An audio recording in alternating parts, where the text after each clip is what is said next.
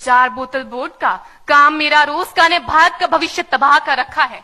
हम ना एक ऐसे समाज में जीते हैं जहां लड़कों से बात करता देख जो भाई हड़काते हैं, लड़कों से बात करता देख जो भाई हड़काते हैं, वही भाई अपनी गर्लफ्रेंड के किस्से घर में हंस हंस कर सुनाते हैं। और मैं बता दूं, महिला सुरक्षा के मामले में हम आज भी चौथे नंबर पर आते हैं। हम ना एक ऐसे समाज में जीते हैं जहां पत्थर की मूरत को लगते हैं 56 भोग और भूखे नंगे तड़पते सो जाते हैं लोग, भूखे नंगे तड़पते सो जाते हैं लोग। मजदूर को मजदूर समझिए, मजबूर नहीं। गरीब को काम दीजिए, दान नहीं। और अगर दान देने के इच्छुक हैं तो जीते जी रक्तदान दीजिए और मरने के बाद अंग दान देकर किसी मरते हुए को जीवन दान दीजिए। यही सच्ची देशभक्ति और यही सच्चा राष्ट्र प्रेम है। ना सरकार मेरी है, ना रब मेरा है। ना सरकार मेरी है, ना रब मेरा है, और ना ही ये बड़ा सा नाम मेरा है। बस इतनी सी बात का गुरूर है मुझे कि मैं भारत की हूं और ये भारत मेरा है और ये भारत मेरा है। परंतु एक वैचारिक बीमारी हमारे समाज में मुझे नजर आती है। कहा जाता है हम दुनिया के सबसे बड़े लोकतंत्र हैं, जहां हिंदू पैदा होते हैं, मुस्लिम, सिख और ईसाई भी पैदा होते हैं, लेकिन बदकिस्मती है अब इंसान पैदा नहीं होते। और मेरे विचारों में ना हिंदू की जरूरत है, ना मुसलमान की जरूरत है। राष्ट्र निर्माण के लिए केवल अच्छे इंसान की जरूरत है, केवल अच्छे इंसान की जरूरत है। जरा सोच कर देखिए, ये पेड़ पौधे और शाखाएं भी परेशान हो जाएं अगर परिंदे भी हिंदू और मुसलमान हो जाएं।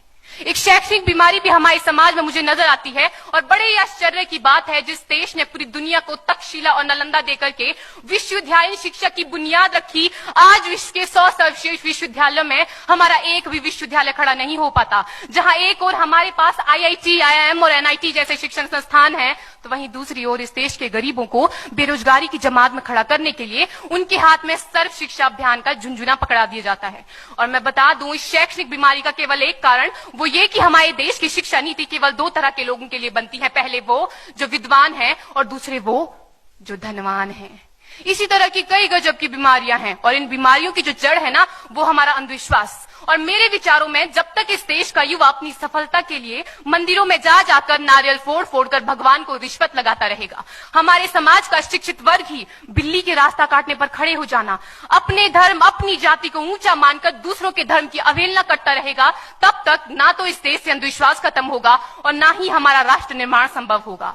हमारी संस्कृति, हमारी सभ्यता को दुनिया ने शीश नवाया है, तो क्यों आस्था के नाम पर हमने अंधविश्वास फैलाया है?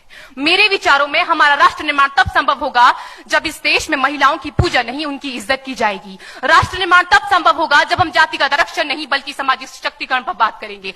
राष्ट्र निर्माण तब संभव होगा जब स्वच्छता अभियान में केवल सरकार नहीं बल्कि सड़क पर चलने वाला हर एक नागरिक हाथ बंटाएगा, स्वच्छ भारत स्वस्थ भारत को दिल से अपनाएगा। असल मायने में हमारा राष्ट्र निर्माण तब संभव होगा जब एक गरीब बच्चा मध्याह्न भोजन के नहीं बल्कि ज्ञान अर्जन के लिए सरकारी स्कूल की चौखट पर कदम रखेगा। और हमारा राष्ट्र निर्माण तब तक संभव नहीं होगा जब तक एक नागरिक नैतिक रूप से सटीन, चारित्रिक रूप से भ्रष्ट, मानसिक रूप से दिवालिया, धार्मिक रूप से अंधा, राजनीतिक रूप से गंदा, स्वैच्छिक मान मूल्यों के आंकड़ों में जिन्न शिन्न पैपंदमयी अखंड भारत को खंड खंड करता रहेगा, तब तक हमारा राष्ट्र निर्माण संभव नहीं होगा। बड़ी बड़ी बातें नहीं, छोटी छोटी कोशिशें करनी होगी, क्योंकि ठोकर हमें पहाड़ से नहीं पत्थरों से लगा करती है। I being an Indian, I being a student, I being a symbol daughter of this motherland feel proud to be an Indian। और मैं सैल्यूट करना चाहूंगी सरहद पर दिन रात हमारी रक्षा के लिए खड़े हर उस जवान को, इस देश की पुलिस, प्रशासन और किसान को, और इस देश के हर उस व्यक्ति को जो अपना काम पूरी ईमानदारी, पूरी मेहनत और पूरी लगन से करते हैं, जिनके बिना राष्ट्र निर्माण की कल्पना करना भी असंभव सा लगता है। और आज इस मंच पर पूरी जिम्मेदारी के साथ मैं भारत की बेटी ये कहती हूं कि हमारा राष्ट्र निर्माण तब संभव होगा जब हम सभी, मैं, आप, हम सब मिलकर प्रयास करेंगे, क्योंकि हमारे देश की जिम्मेदारी नहीं है हमें आगे ले जाने की, हमारी जिम्मेदारी है अपने देश को आगे ले जाने की, अपने राष्ट्र